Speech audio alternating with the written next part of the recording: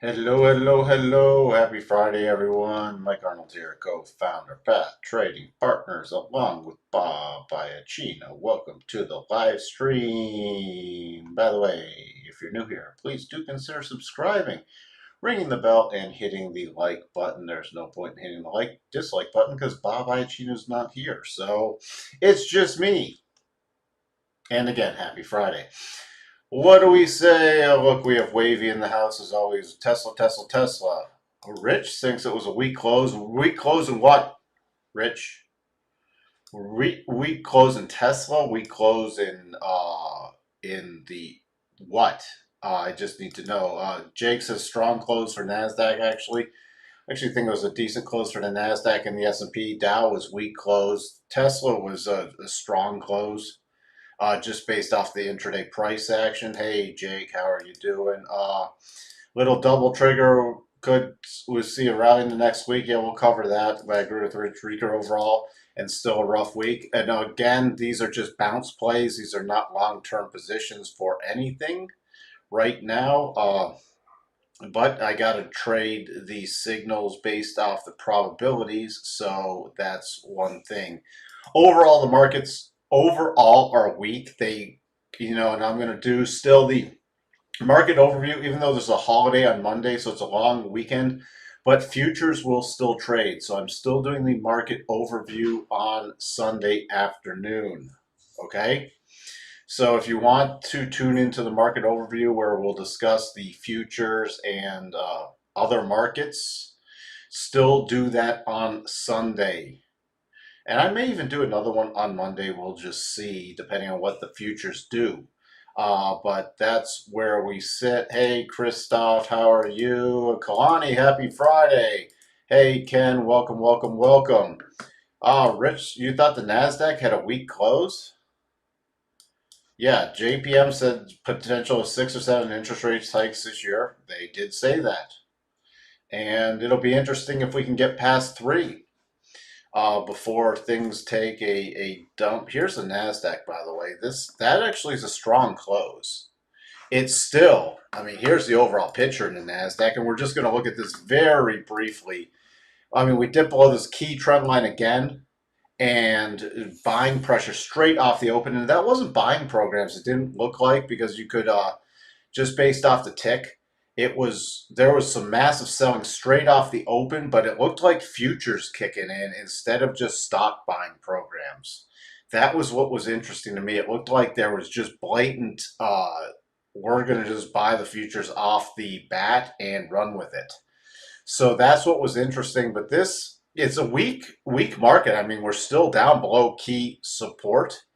However, this was a decent close. This was a decent close, the afternoon session. Now there was people with not going into the weekend being short from earlier. Okay, so that definitely has something to play with it. Now, the key line in the sand, if you want, and I put this in Discord, pay it. I'm not moving this trend line. Even though we do have a redraw, I am not moving it for a specific reason. Because if I get a daily close below this trend line, it's bon voyage. And every time we're coming down here, we're weakening it more.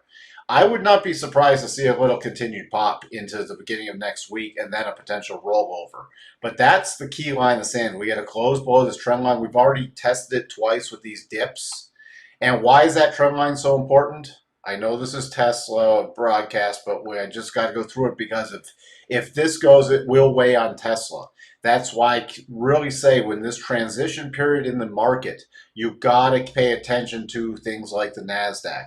You see, look at this is a properly drawn trend line by by path trading standards, and you essentially have 1, 2, 3, 4, 5 touch points. 6, break the trend line and close above it with massive rallying. 7, break the trend line and close above it.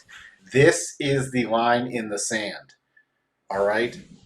So pay very close attention to that. Now I will get back to the normally scheduled broadcast of Tesla. Let's see. Hey, Dan. I don't think I said hi to you. Below all the, yes, it is below all the moving averages, but again, that doesn't mean we can't bounce. except to 200. And I think we will roll over. We talked about that in the market overview yesterday. We've talked about a longer term. I am bearish on the indices. Yet short term, there are bounce plays still, and in bear markets, there's the rip your face off rallies, and we're not in a bear market yet. But in bear markets, there's a rip the face off rallies, but it doesn't mean it's a long term hold. And that just means you get to turn around and sell those rallies at key inflection points and ride them back down. Market won't crush itself in critical earnings season. That is something that come into play. Now, we also had the bank earnings, and this is stuff I'll still cover. But here's what I was watching: week off the open and then rallying all day. That was Citibank. JPM was the only one that went the other way. JPM, and then you have WFC. So Citibank and WFC both moved up. JPM did not. But two of the three, that Wells wasn't that weak, but Citibank was weak off the open and then started to recover the gap very nicely. Again, we'll talk more about that in the market overview on Sunday. But let's talk about Tesla now. Tesla's still in neutral mode on the daily. Let's take a look at the bigger pictures first, since it's the end of the week. Neutral on the daily, still holding the rotation zone on the weekly. Key weekly at this point, line in the sand is about 950. We'll just call it about 955, 950 to 955. Right in there, you see still holding up in a major consolidation pattern, and we still have a potential double top on the weekly basis. Your first warning sign, though, before the potential double top, let me switch my camera since I want to get the other screen, is if we start breaking down below the weekly rotation zone, especially if we close below it, that can easily happen before it triggers this potential double top. So it will give us possibly some warning sign, unless we just get the thing tanking down here and taking out those lows. Again, RSI in the daily in the middle. We're just looking at the macro stuff. So it made on this lower low based off these moves, then we made actually a higher high than these, not an all-time high yet. Coming back down, making a lower high and still, a lower low, meaning a higher low and potentially a higher low again today. So no daily buy signal today, but we did have a 4-hour aggressive buy signal. And why? Because it's against the 4-hour rotation zone, which is flat. And the daily is in neutral, but it is a valid 4-hour rotation zone. A 4-hour buy signal. We also got a valid 1-hour buy signal, and we got a 1-hour double bottom buy signal. All right, now I want to instruct everybody on something, because this is a big mistake that a lot of people make. They say, okay, I have multiple buy signals all triggering from different systems at the same time. That means my probability should be higher. No, unless you've distinctly tested them out with simultaneous buy signals and come up with the probabilities. That is the only way you can cite a probability, because you have multiple buy signals from independent systems. They're not additive, okay?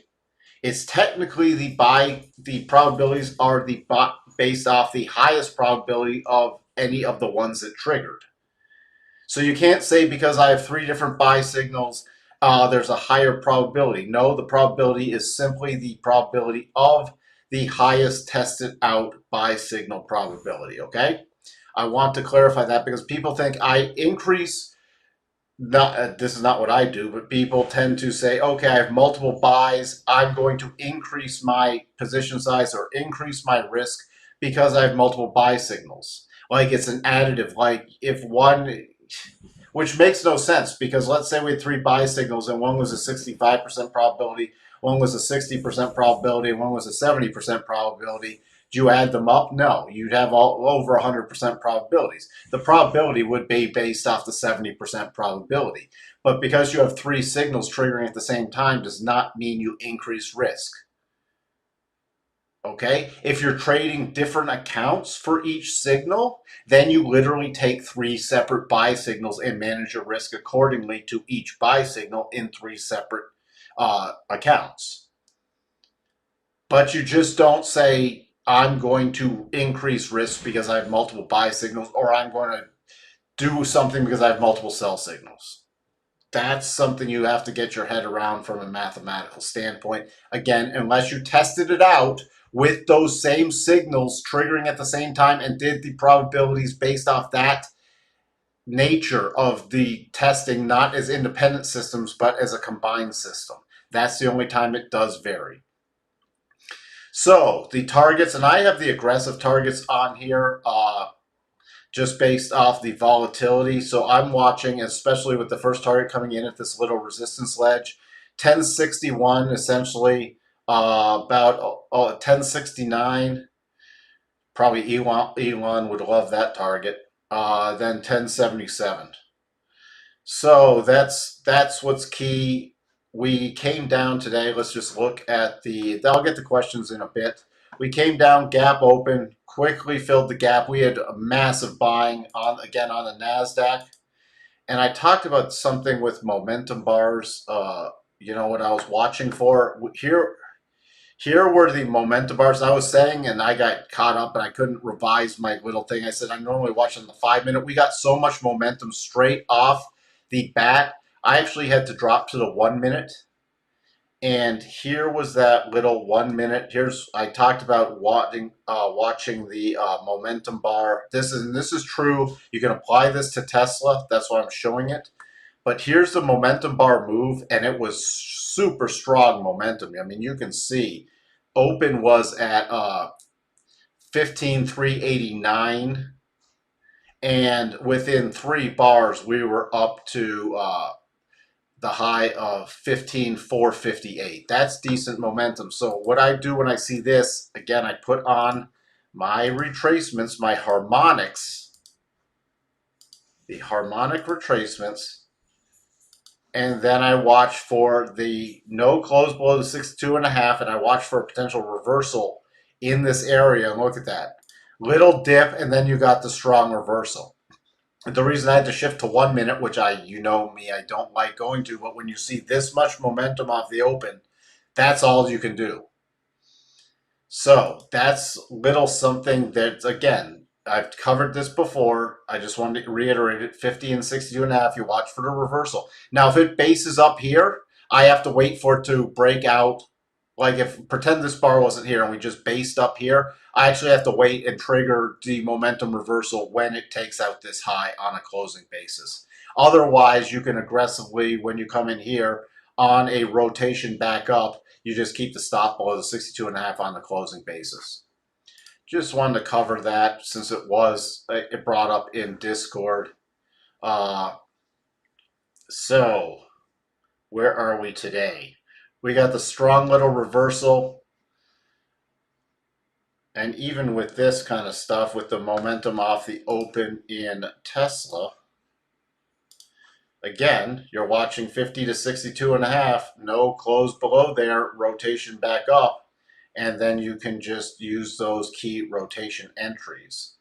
Again, even with the new high. And this is where you start taking it after this little dribble down. It's not really a momentum play anymore. It's just a retracement play. No close below the 62.5, rotation back up. So what's nice about that is you can keep a really, really tight stop based off that 62.5 level. And I wouldn't do it on a intra-bar basis. I would do it on a closing basis. If you need to use something intra-bar, if it drops below the 75%, use that. And then just again, choppy, pulling back. NASDAQ was very choppy. And then the best signal was really at the end of the day. Double bottom pattern, confirmed and triggered on the same bar. Even gave you a pullback entry right there. And so that's where it sits. Also, the 4-hour close. How do you handle a 4-hour close going in the end of the day? Either you buy post market, or once you know pretty much it's going to close like it a minute before, you can just enter something right then to buy on, I wouldn't do a market on close. I just you buy roughly 1 to 2 minutes uh, before the close. If you didn't want to carry, there was another question. What if I don't want to carry it through a long weekend? There's two things you can do. When I test out systems, I don't take into account long weekends or stuff like that. So the probabilities are the probabilities, period. If you don't, and I completely understand not wanting to carry something through a long weekend or even over a weekend with this kind of volatility. So you can either go in with reduced position size, okay, and then look if it gives you, if it's around the same area on Tuesday morning, or you have a little gap up in a retrace, or you have a slight gap down that does not invalidate the pattern and then it rallies back to this area, then you can add to the rest of the position. If it gaps up and rips, you just have a partial position on, which is fine. Or you pass and then see if you can get in it. If it's still okay, you can see to get it in pre-market on Tuesday. And that's where I would use a pre-market, because if I could get in it pre-market, as long as it's not ripped away, then you can just wait. And if you can, and then if you don't get in a trade, you just don't get in a trade, which is fine too. A missed trade is a break-even trade. So that's everything, and your stop would have to go below this low from today at 10:13.51. By the way, we had this harmonics from yesterday, 10:15.52, just dipping below it. I know it was lower pre-market, but I could care less with the stuff pre-market, because again, a pre-market, why I say could care less, because people start citing stuff pre-market, and look, pre-market, at one point it was down here at 998.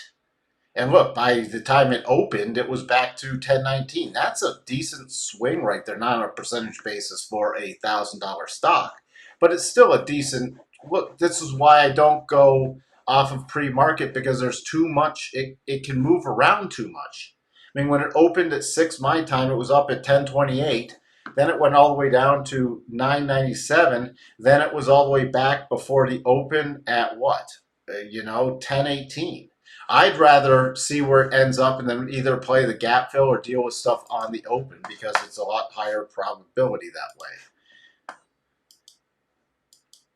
So that's where we sit. Now going into next week, then I'll get to all the any comments. Let me just get through this.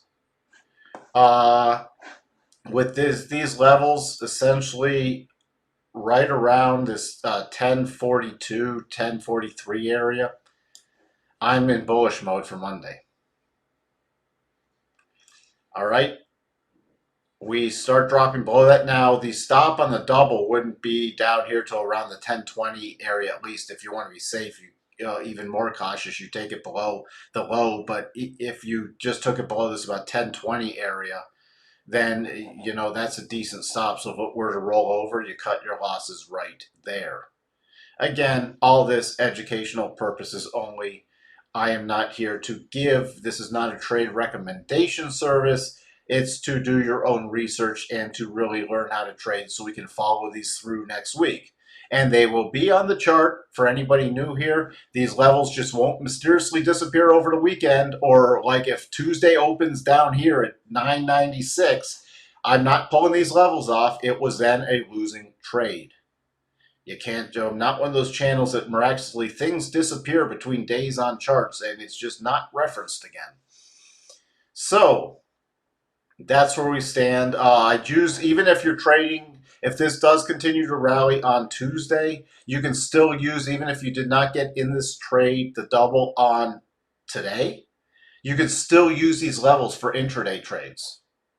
Okay? And easily this can complete. Without even getting, we had this massive selling bar on Thursday the 13th. And this could easily just rally back to this little prior, you see this little resistance shelf in here? I know Wavy has a 1080 level, and that's about 1077. So this could easily rally back to this 1077 level, and you see right here, What's this open? 1078.85. What's this open? 1080. So we have all this resistance right around this level. So it could easily roll back up there and then roll over again. There's nothing wrong. This is just a trade. It's not like you got to hold this the rest of your life. So that can separate trading things and on what time frames from pure investment. I mean, this was a 1 hour double. A 1 hour double is different than a daily double. You know, the time frames are going to be different, and the length of the move is potentially very different. Let's see. Why does the NASDAQ look below the trend line on lower time frames? Because it's just the way the thing does it. With you'd actually technically have to draw it on all the time frames. The bars move around. It's one of the flaws with some of these charting packages. Just pay attention to, make note. What I will do is, because these, you know, it's anchored on the daily time frame, so I know it. Today it was roughly about 15,430 on that's Monday, and Monday you will have the futures trade, so it's about 15,446, and Tuesday would be about 15,460. So just make note of that, and you can even draw a line on your shorter term charts. Don't pay attention to the line because it will jump around. Let's see. Mike, do we manage 1 hour buy signals the upside based off significant levels harmonics? I use those things to move up stops and or take partial profits. You can use all these tools. Now, if there's a harmonic sell signal, I'll probably put it out there if I remember. Once I release it, then you'll have the full rules. But if what you can do also on this, I mean, use the harmonics, use all your tools, because then I always recommend taking some partial profits. So how would I manage this trade? Well, let's see. Right at the 37.5% harmonic. Look at that. Boom, boom. All right. Now, what's the key area? Well, look at this with the double. So the 50% is right here. So you get at least your stop reduction right in front of the 50%. But you had your 50% key level. But look at that 62.5. Right at the top of that double. So all right, for the double trade, this is reduce stop, take profits, take profits. For the 1 hour trade, now I don't know if you're talking about the 1 hour double trade or just a 1 hour entry trade or the 4 hour entry trade. What do you think I'd be doing if we didn't have these double targets? I'd also, 50% level, I'd be raising a stop, at least raising a stop. The 62.5, if we got up that high, 1077, and that's also that key resistance area we just talked about, that would be at least take partial profits and raise a stop again. All right. Even you could say, oh, look, if the market's actually, if the Nasdaq's not that strong and we're having some potential, it's getting choppy and it rallies up, and the broad market's not looking that strong, you can take profits at the 50% and move up a stop. And then if you're worried about, okay, I think it's going to make another run higher, you know, then move up your stop to 62.5 again. Don't take profits then. And then just keep trailing a stop out. And then as it rallies up, we do the harmonics. You know, we do the major low and then the most recent low, and you can use those to even, and there's no saying you have to just take like one set of profits and close it out. I talked about this. Let's say you have 10 shares. You could even take half. You could take 2 off here. You could take 2 off here. You could take 2 off here. You could take, you know, if it keeps going and then you raise a stop, if it rolls over, you close out the rest of your position. There's no saying you have to just do 2 sets. But that way you can ride a trend longer and you don't have to worry about calling tops or bottoms. Now, for taking stops, if it rolls back over, like for the double and we get below this 1020, you're taking it all off. You're not taking partial off. If the trade was a loser, you're out. You're done. You don't try to say, well, what if it bounces back? I'll just take off part of it. No. Stop losses for losing positions are hard. You take the whole thing off. You don't try to, you know, trade your way out of it. Just take your loss and move on.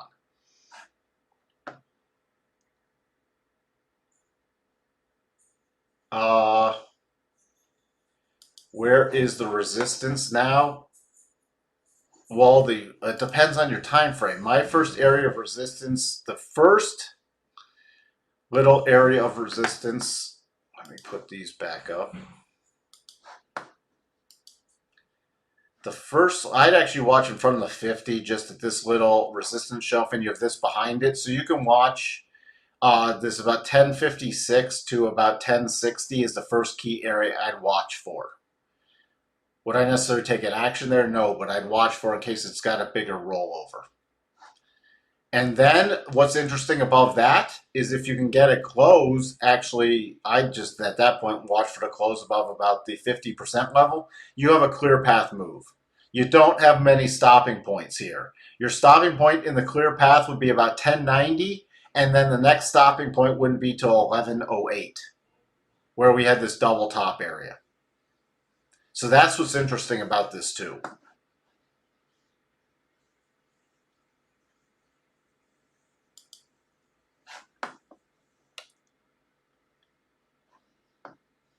And Rich thinks Tesla should retest 920. At some point it will. At some point it will. But again, with these signals, don't know how they'll play out. I'm just putting them out there. It could easily come up here, complete the double pattern, and then roll over and take out these key lows. And then I'd be targeting the gap fill, which would be actually 940. And then possibly I have a significant level down around 915 and you have 920. Here you go, William. Even though it's a Tesla, we'll do Robinhood. Robinhood, little mini double pattern, not triggered on the daily basis. Coming up again, when I talked about this, against the daily rotation zone, now it's a triple bottom. Okay, still trying to put in something, still trying to get a little bottoming formation, but couldn't trigger that double based off the daily. That's why things against the rotation zone, I keep stressing this. If you're trading against the rotation zone, and you're taking any entries, you have to be very aggressive with stops because you don't want it to hit the rotation zone and roll back over and turn it into a bigger loser. Period. Where would it start getting out of the rotation zone? You know, you have about 1785 on the daily, and here's your other problem though. Your weekly rotation zone, you get above that, you're slamming into weekly. Right now, I'd need something to get above at least 20, really, to start watching Robinhood. But there's too many good things to trade. That's what I'm amazed with. People are still fixated on some of these old things that were interesting trading, but Robinhood has not been good for, I mean, Robinhood, once it broke down below about 40, look at the riding the rotation zone down. Why are you trying to pick a bottom? Just forget it. Find something good to trade. If Robinhood comes back into play at some point, then go trade it again.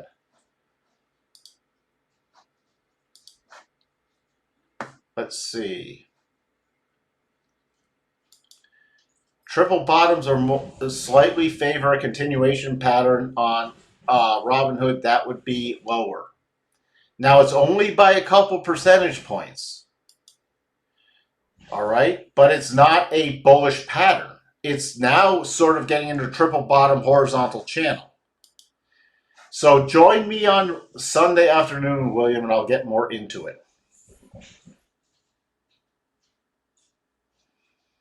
You know, again, unless you're still holding a losing position, hoping it's coming back, which this is why I talk to people about stops. You're better to just take a stop because things can keep bleeding you out. And I'm not saying you did this, but you know, people, they start hoping. It's why they get fixated on things going against them because, well, is it going to turn yet? Is it going to turn yet? And every day they're just hoping for the turn. And Robinhood, I wouldn't be touching right now. There are good things to trade. Go trade the banks. Oh, banks aren't traditionally sexy, but we get moves in banks. I mean, look at Citibank. You want to talk about some moving? This is not boring. There's some decent moves in this thing. You know, that's which is better to trade, that or this?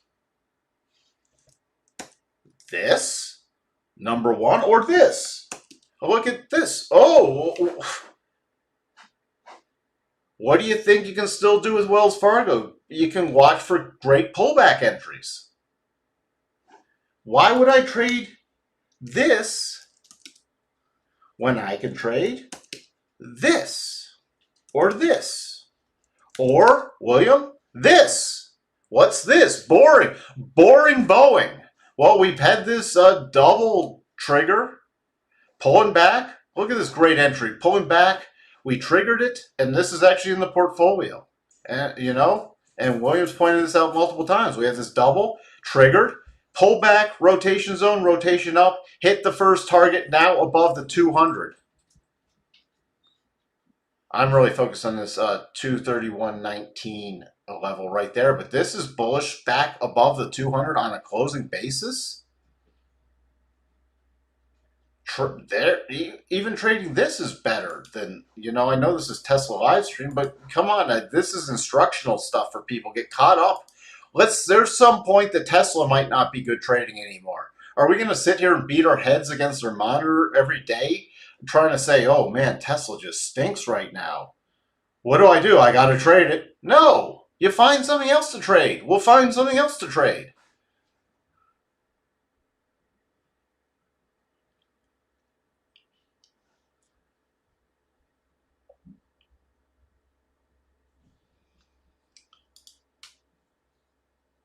We see, Mike, we're also used to Tesla and having 100% moves a quarter, and that might, at some point, I guarantee it will dry up.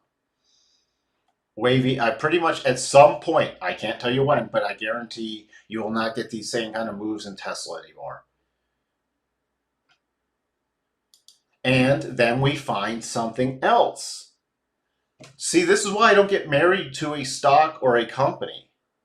Because what happens if there's nothing to trade anymore in that? Or what happens if it goes dormant? Or what happens if the trading just stinks in that company?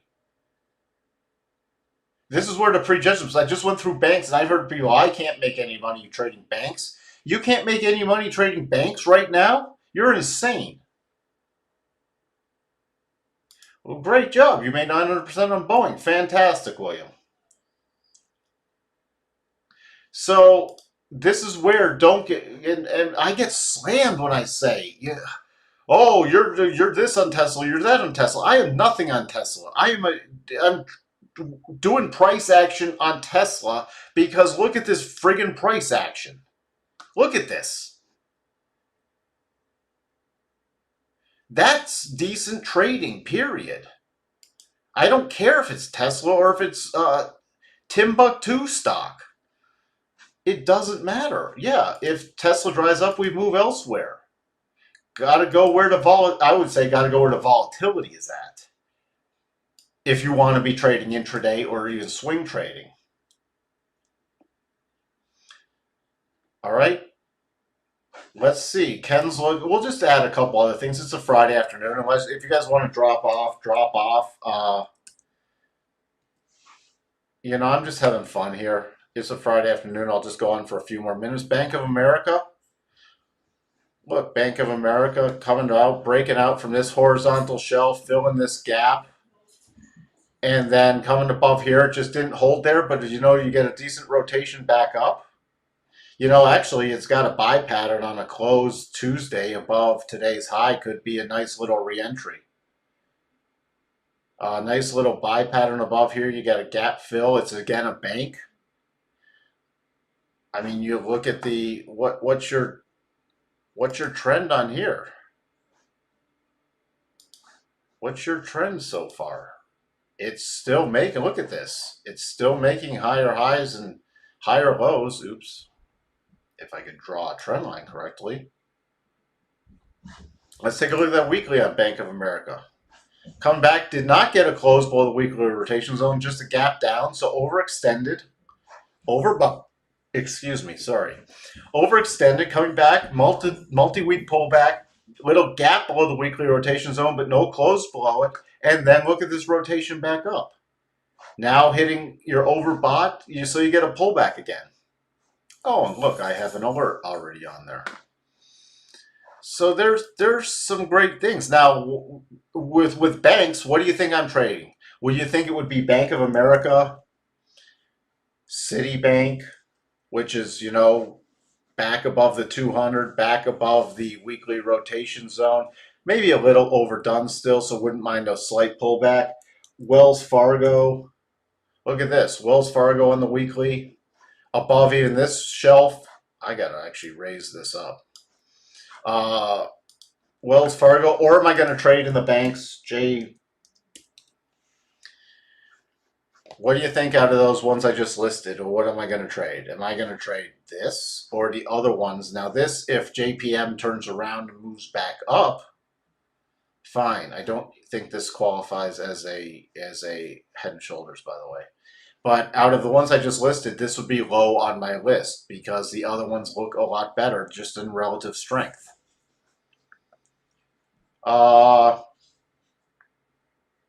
So there you go, Ken. Yeah, I can see that.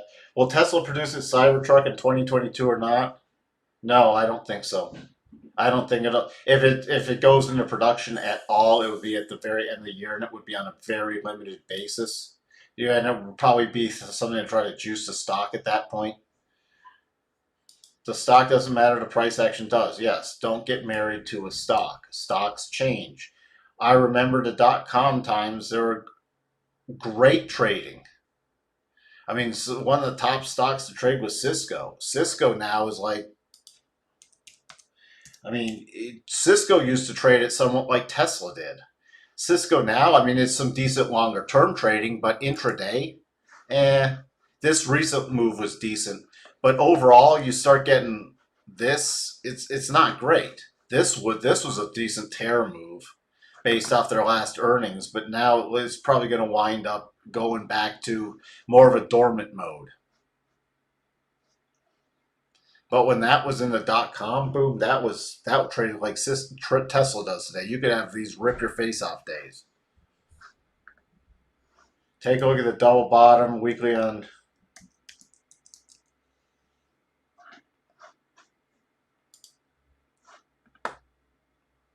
Yeah, there you go. It's actually a nice pattern. So this is the kind of thing. Remember, this was a bleed out move. Look how long it took to make a bottom in this, though. Look at even this pop straight to the weekly rotation zone and then rotating back down. Finally, you get the divergence, and you get this. This is still, even with these two bottoms, it's still a valid double bottom because it wasn't enough move up to roll over. But now this can be traded. This can be traded again. And look at that, you had a double within a double. I have not looked at this stock, by the way. Why didn't you tell me about this a little while ago? Triggered right there. Here's the daily double. Triggered, stop reduction, first profit target back, and then gap up, and then boom, and then it triggers the bigger weekly pattern.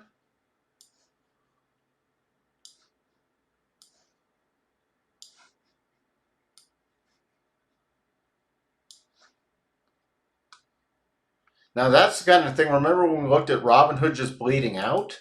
You start getting bottoming patterns and some volatility coming back in. That's when maybe you shift back to Robinhood. Until then, look how long this took. Look at this daily. Doesn't this look, this is where, William, if you're still here paying attention, look how long this took before we got anything at least decent. So that's why you can keep an eye on Robinhood, but wait for some kind of decent setup. Look, this bled out for geez, since last April to October. That's what, 6 months? Before it even started to get interesting?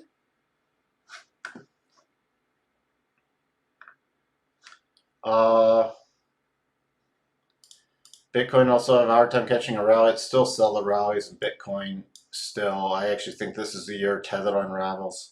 and then that will put the world of hurt on the crypto market, and then it will be interesting again. Yeah, start doing some research into tether and tether backing, and really do some deep dive into it, and you'll see what I'm talking about. Again, for me, it would just be trading positions, not just buy and hold forever.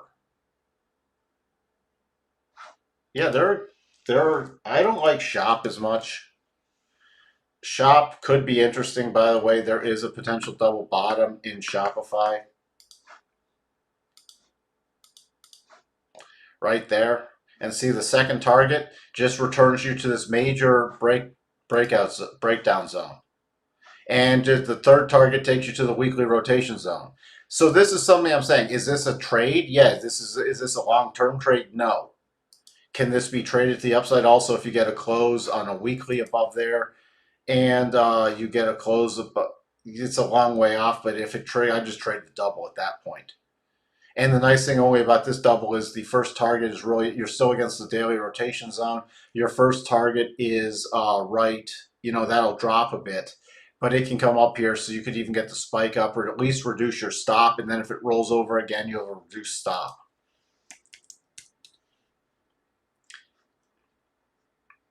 Amazon, no, that's not going to be a double because this is a mess of a price action. But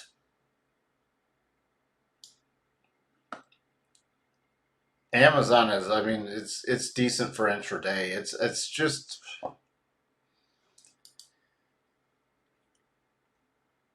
it's okay. Yeah, retail sales were awful today. And again, it's what Bob talked about in market overview. The holidays pull it forward into November, and then December was going to be a disaster. Yeah, it's pretty much what it came to be. Well, thank you again, Sterling. Share away if you find stuff. I know the crypto walls will be released tomorrow. Can we talk about it on Sunday? We can talk about crypto on Sunday, will you? Russell, let's take a look. It's a Friday. Russell, again, we were down below this morning, this bottom key level, and then we actually closed above the other key level. So this is a nice little strong reversal in Russell. Again, NASDAQ and Russell, they could probably break down at the same time, and they probably will. But every time it's getting down here, yeah, we're getting the buyer stepping in, but there's going to be one where it just doesn't happen and it rolls over, and I'd be setting alerts. And this is also, again, this is key. Why you judge things on the closing basis, not on the intraday basis. At one point, this was a huge red candle that was below the key level. If you panicked and said, oh my gosh, it's going to zero or whatever, this is an exaggeration. We're going to lose 20%. Well, look at the end of the day. It's why you always have to look at the end of the day. It's why the closing price is the most important price.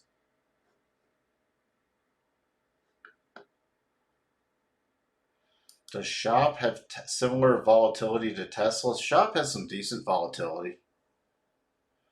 And Shop, though, in my book, is not at all a long-term hold. It's just a trade. It's a swing trading stock.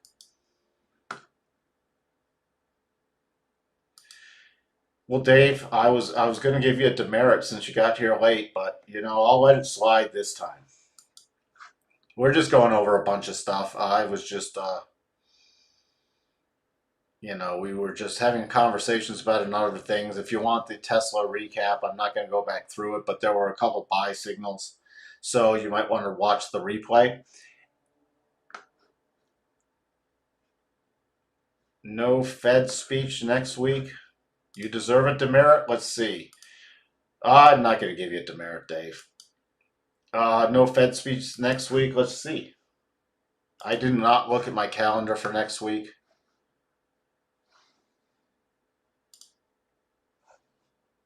What is next week? The 17th already?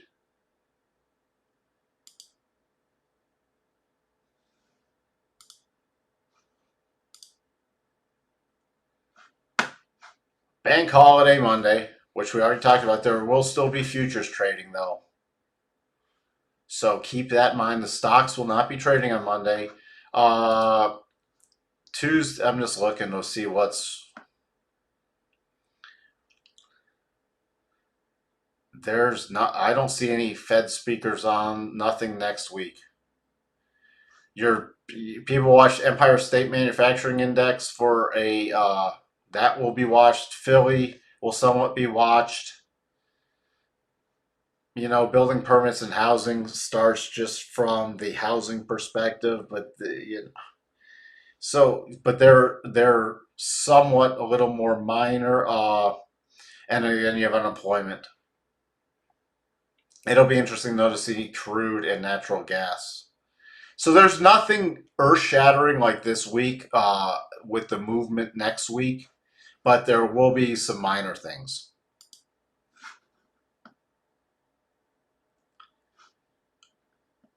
Uh, no problem, Wavy. I'm glad to do it. I'm glad to do it.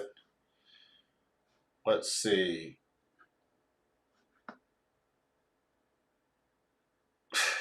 It's so cold that I just want the markets to open already. Well, thank you, Sterling. Yeah, everybody hit the like button. Go back and leave some comments. I'm just trying to help again. Let's see. How many trades do you take for yourself this week? Wavy, anyone wants to chime in?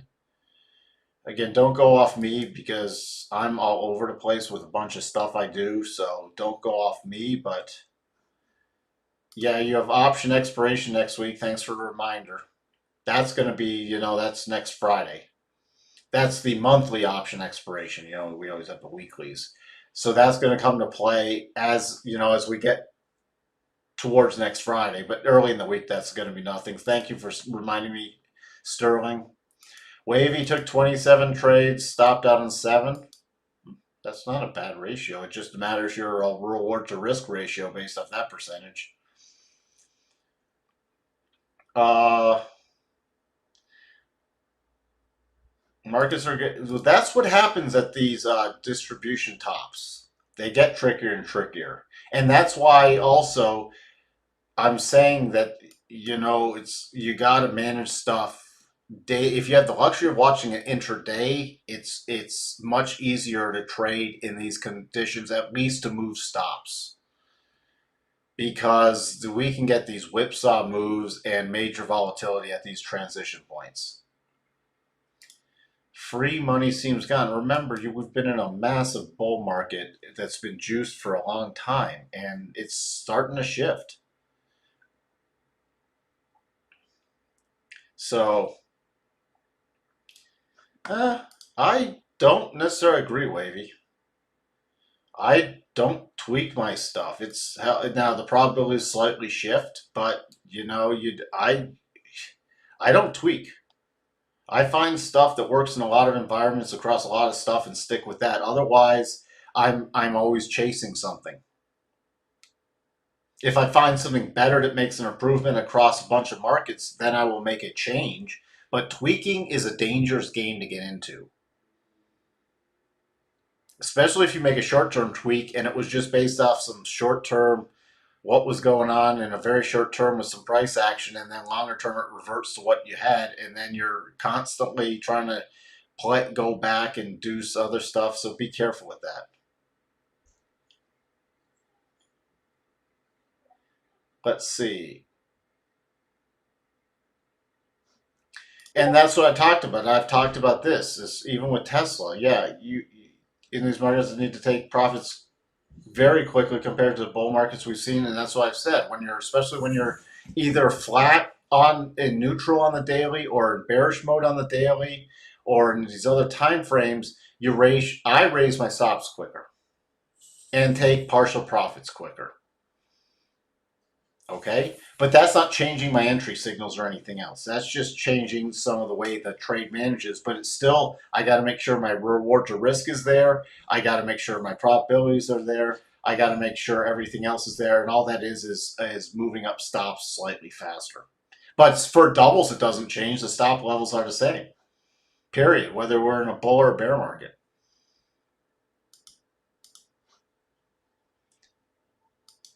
Then that's fine. If you're just changing your risk management. And again, as long as your risk management works out and you're just, I have no problem with in bear markets or down markets, and when you're taking bullish trades, moving up your stops more aggressively as long as you're not screwing up your reward to risk ratio. Just don't screw that up. All right. I left the Tesla thing up here, all thing, even though we looked at a bunch of stuff. I'll just flip it back to Tesla. There we go. Thank you for being here, everyone. Hope everyone has a great long weekend. Again, I'll be around on Sunday doing the market overview. If anyone uh, wants to stop in and say hi, and we can go over whatever else you want to go over at that point.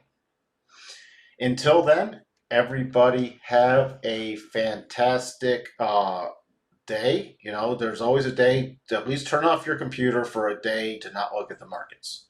Saturday is a perfect day for that, unless you're trading crypto, and then you're going to be watching it like William with the crypto wallets or whatever.